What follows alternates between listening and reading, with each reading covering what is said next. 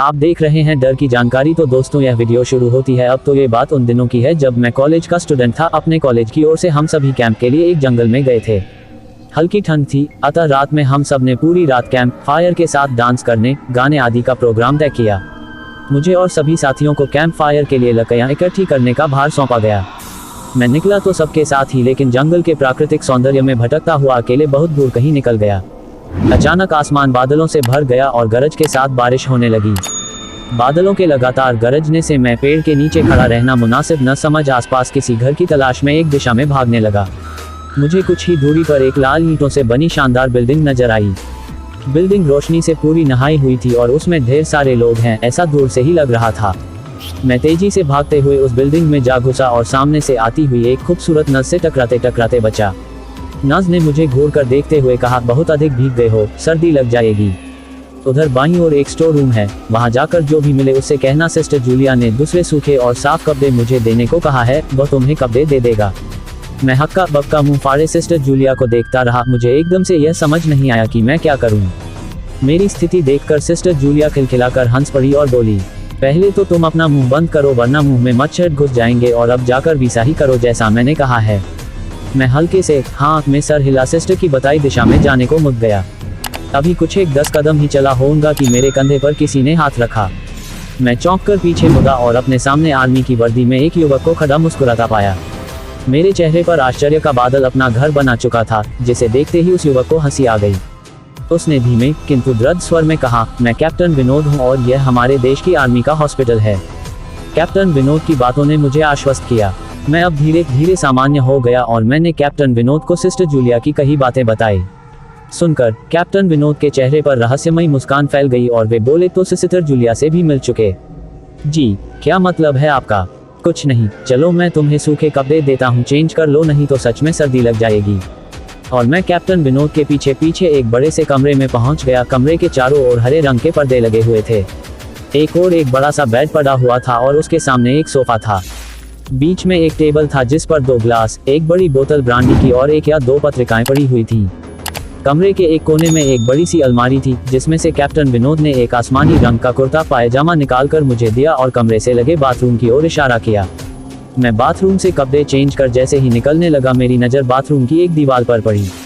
वह खून के छींटों से भारी हुई थी। ये देखकर मैं घबरा गया और जल्दी से बाहर निकलने को मुड़ा कि बाथरूम में लगे आईने में खुद को ही देखकर चौंक गया। आईने में मेरा पूरा शरीर तो नजर आ रहा था, लेकिन मेरे शरीर पर से मेरा सर गायब था। अब मुझे डर लगने लगा और मैं हड़बड़ाकर बाथरूम से निकल गया।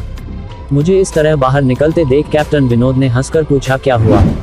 अरे हाँ, तुमने तो अब तक मुझे अपना नाम ही नहीं बताया। कहाँ जाओगे? बाहर बहुत तेज बारिश हो रही है, लेकिन तुम जाना क्यों चाहने लगे अचानक, यह मैं समझ नहीं पा रहा हूँ। कैप्टन विनोद, आपकी बाथरूम की एक दीवार पूरी खून के छींटों से भरी हुई है और आपके बाथरूम में लगा आईना भी कुछ अजीब सा है। उसमें मुझे मेरा पूरा शरीर तो दिखाई दिया, लेकिन मेरा सर ही गायब था। मैं अब बिल्कुल भी नहीं रुकूंगा, यहाँ बारिश में ही भीगता हुआ अपने कैंप तक जाऊंगा। कहते हुए मैं कमरे से बाहर जाने वाले दरवाजे की ओर बढ़ा। रुको, तभी कैप्टन विनोद की कड़कती आवाज गूंजी, तो तुमने सब कुछ देख ही लिया? जी, क्या मतलब है आपका? मेरी आवाज में डर भर गया था। मतलब चाहे जो हो, तुम तब तक यहाँ से नहीं जा सकते जब तक मैं तुम्हें कुछ बता ना दूं।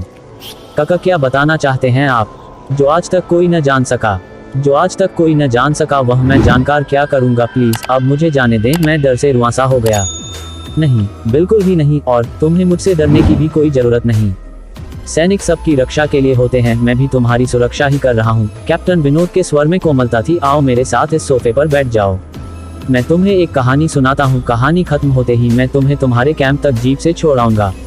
वैसे भी तुम अपने साथियों से काफी आगे निकल आए हो, वहां तक तुम अब चलते हुए शायद पहुंच ना पाओ। कैप्टन विनोद के स्वर में जाने कैसी आश्वस्ति थी। मैं जाकर उनके बगल में बैठ गया। कैप्टन विनोद ने कहना शुरू किया, दुश्मनों ने धोखे से हमारे अस्पताल को अपना निशाना बनाया। दुश्मन देश के 2 सैनिक हमारे सैनिक के वेश में एक हमारे ही घायल सैनिक को लेकर आए।